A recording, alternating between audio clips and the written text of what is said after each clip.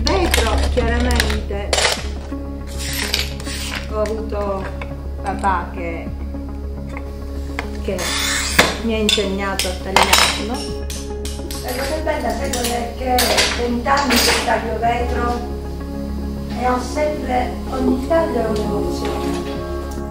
Quello che cerco è effetti che poi assomigliano a quello che la natura meravigliosamente già ci dà. E quindi poi è la fusione che li unisce e sembrano quasi dei fondali marini, dei pianeti, tutti, perché poi in natura tutto si assomiglia.